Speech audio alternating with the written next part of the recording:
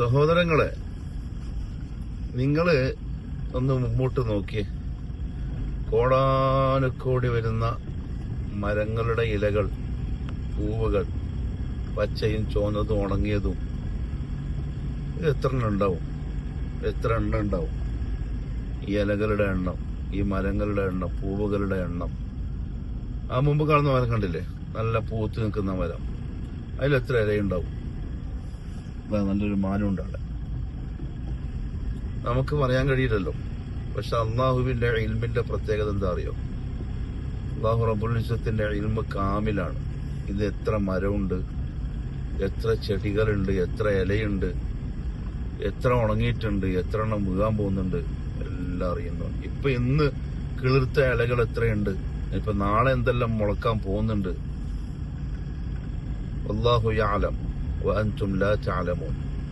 ഇതെല്ലാം അള്ളാഹു അറിയുന്നവനാണ്, നിങ്ങൾക്കൊന്നും അറിയില്ല. നമ്മളിങ്ങനെ എന്തെല്ലോ അറിയാന്നും പറഞ്ഞിട്ട് കിബറും കടിച്ച് നടക്കുന്ന മനുഷ്യന്മാരില്ല. ചില ആളുകളുടെ വർത്തമാനത്തിൽ അവരാണ് വലിയ ബുദ്ധിരാക്ഷസന്മാരും ഭയങ്കരമായ ശാസ്ത്രജ്ഞന്മാരും സയൻസ് കൊണ്ട് അമ്മാനമാടുന്നവരും. അള്ളാഹുവിനൊക്കെ വെല്ലുവിളിച്ച് വർത്താനം പറയുന്ന ആൾക്കാരെ കണ്ടില്ലേ? ഒറ്റ ചോദ്യം ഇതാ, ഈ നോക്ക്. നിങ്ങളെ സയൻസിന്റെ എന്ത് ഉപകരണം വെച്ചിട്ടാണ് ഈ മുമ്പ് കാണുന്ന മരങ്ങളുടെ ഇലകൾ എണ്ണുക? ഇത് എത്ര ഉണ്ടെന്ന് എങ്ങനെ പറഞ്ഞുതരാൻ പറ്റും? അതിൽ പച്ച എത്രയുണ്ട്, ഉണങ്ങി എത്രയുണ്ട്, നാളെ പോകാൻ പോകുന്ന എത്രയുണ്ട്, നാളെ മുളക്കാൻ പോകുന്ന എത്രയുണ്ട്, ആർക്ക് പറഞ്ഞുതരാൻ പറ്റും? അല്ലാഹു യഅലം. അള്ളാഹു അറിയുന്നവനാണ്. അള്ളാഹുവിന്റെ ഇൽമ് അത്ര അപാരമാണ്. മാത്രമല്ല, ഈ ഇലകളെ വെച്ചിട്ടല്ലേ ഈ കൊമ്പുകളെ, ഈ മരങ്ങളെ, ഈ മരക്കഷ്ണങ്ങളെ വെച്ചിട്ടല്ലേ അള്ളാഹു പരിശുദ്ധ ഖുർആനിലൊരു ഉദാഹരണം പറഞ്ഞത്. അതായത് മാൻകൂട്ടം, പിന്നെ മാഫിൽ അർദി മിൻ ഷജറത്തിൻ മിൻ അഖ്ലാം, അല്ലേ? ഭൂമിയിലുള്ള മരങ്ങളെല്ലാം കൂടി നിങ്ങൾ പറിച്ചെടുത്ത് അതെല്ലാം കൂടി നിങ്ങൾ പേനകളാക്കിയിട്ട് ഞാൻ നിങ്ങൾക്ക് ചെയ്തു തന്ന നിഅമത്തുകൾ എണ്ണാൻ നിന്നാൽ, നിങ്ങളൊന്ന് നോക്കിയ ഈ മരങ്ങൾ, ഇതെല്ലാം കൂടി പറിച്ചെടുത്ത് പേനകളാക്കിയാൽ എത്ര കോടിക്കണക്കിന് പേനകൾ ഉണ്ടാവും.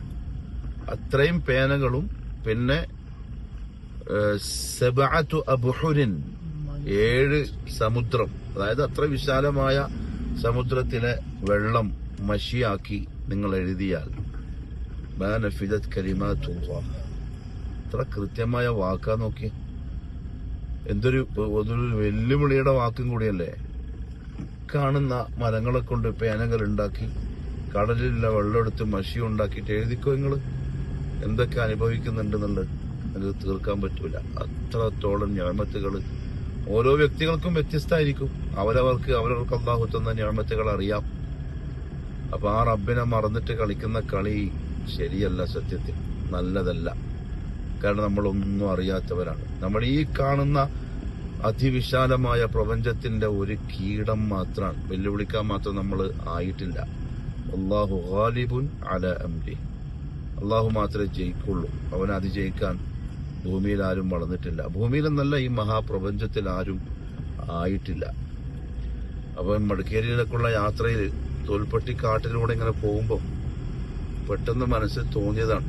അതാണ് ഞാൻ ഇങ്ങനെ ഒരു വീഡിയോ എടുക്കാനുള്ള കാരണം. സുബ്ഹാനല്ലാഹ്, മാനുകളെ നോക്കി, മാനുകൾ ഇങ്ങനെ മേനോണ്ടിരിക്കുകയാണ്.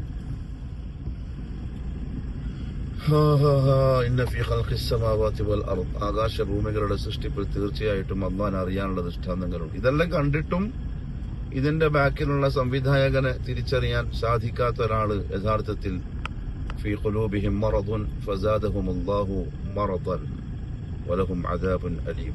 ആ കൂട്ടത്തിൽപ്പെട്ട ആളുകളാണ്. അല്ലാഹു കാക്കട്ടെ.